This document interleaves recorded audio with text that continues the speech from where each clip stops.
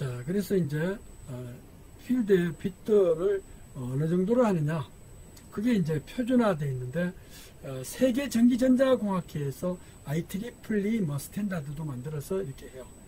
왜냐면 우리가 보통 학회다 그러면은 무슨 학회 가입을 해야 하는 거지만, 실제로 우리가 하는 것이 직업인, 직장인을 만드는 거예요.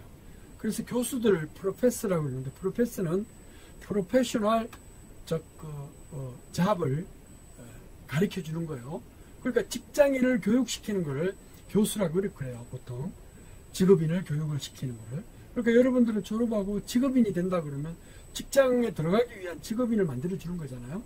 자, 그래가지고 이제 그쪽에서는 전문 직업인끼리 모여서 학회를 구성을 하는데, 우리나라에서도 뭐 대한전자공학회, 한국통신학회, 한국온명학회, 뭐 이제 여러 가지 있어요.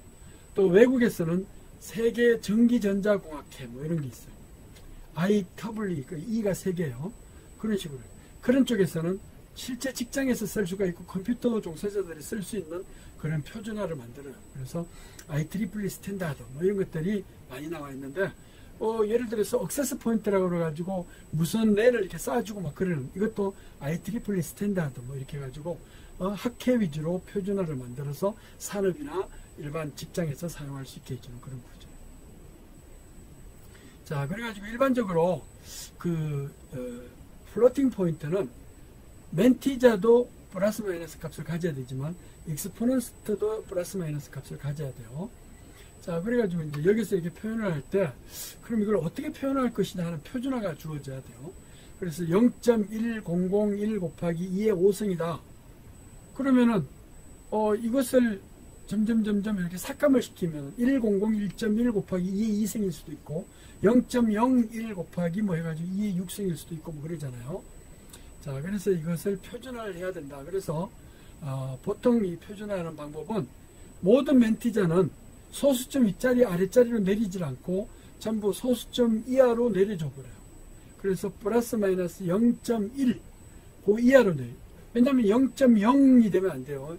처음 1을 만나는, 이진수로 봐가지고는 처음 1을 만나는 0.1 어떤 멘티자 값의 BBBB 값이 주어지고, 그 다음에 이제 익스포넨트를 이렇게 주어지겠죠. 이런 식으로 이제 표현하는 것을 normalized representation이라고 그래요. 즉, 0점 다음에 1이 반드시 따라오는 거니까, 1은 표현할 필요가 없잖아요. 1은 반드시 있는 거니까. 그래서 나머지 멘티자를 표현하면은 그만큼 유효자리수를 더 늘릴 수가 있잖아요. 멘티자 값의 유효 레인지를 늘릴 수가 있어요. 이런 식으로 표현해요. 그러니까 이게 어떤 값이 만약에 이렇게 0.101, 100.1 곱하기 2의 2성 이렇게 하면은, 또는 0.01 곱하기 2의 6성 이렇게 하면은 이것을 모두 이런 식으로 표현을 했죠. 그러면 0.1 다음에 나머지 값 0.1001 곱하기 2의 5성 하면 0.1이라는 건 항상 정해져 있잖아요. 그 이하의 값들. 그럼 요것만 표현하면 돼요. 그러니까 멘티자의 레인지도 한 빗들을 더 늘릴 수가 있고, 또 여기에 엑스포넨트도 이렇게 표현할 수가 있어요. 자, 이런 식으로 이제 표현하면 되기 때문에 아무튼 노멀라이즈 엑스포넨트를 나타낸다. 그래가지고 이제 32빗도를 나타낸다 그러면 0.1001 곱하기 2의 5성을 표현하면은 여기다 부호는 나타내고, 여기에 예를 들어서 뭐 5를 나타냈다 그러면 5는 지수잖아요. 플러스 마이너스 뭐 지수 필드. 그러니까 요게 7비트죠. 여기는 8비트로 되어 있는데, 아무튼 여기 지수도 사인드 필드로 되어 있어가지고 8비트고, 요 부호는 숫자에 대한 부호예요. 숫자에 대한 멘티자 필드에 대한 거예요. 그러니까 이거는 1001 뭐 주어지게 되겠죠.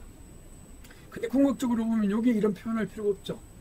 왜냐면 어차피 1이 주어져 있는 거니까. 왜냐면 여기다 맞췄잖아요. 그래서 그런 식으로 표준화된, 노멀라이즈된 이런 값으로 표현할 수가 있어요. 자, 근데 이제 이렇게 나타내면은 이렇게 지수 필드가 플러스로만 표현할 수밖에 없잖아요. 마이너스로 표현하면은 또 플러스 마이너스 하면은 투스 컴플리먼트로 되니까, 요거를 지수 필드를 효율적으로 8비트를 표현하는 방법은 바이어스를 해가지고 플러스 값을 넣어주는 방법이에요. 그래가지고 여기는 128을 플러스를 해줘.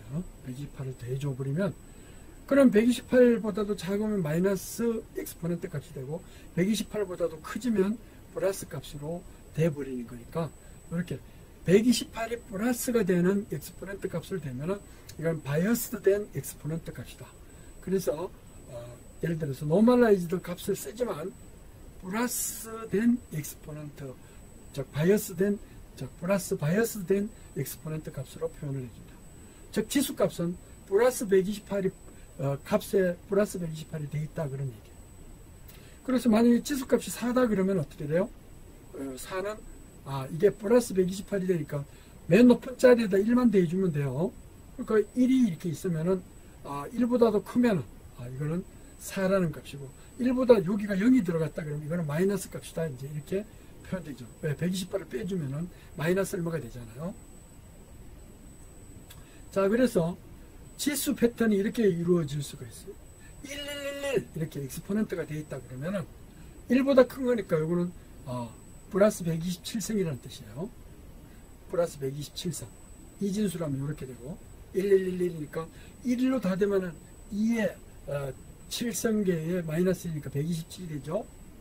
자, 그래가지고 11111 0이다 그러면은 요 값을 하면은 126이 되는데, 1이 플러스 128을 했으니까 플러스 128을 넘어갔으니까 1이면 128을 넘어갔으니까 이거는 플러스 126승이다, 이렇게 표현돼요. 자, 반대로 만약에 플러스 128을 했는데도 값이 0111이다 그러면은 이거는 0이니까 128을 빼주면 어떻게 돼요?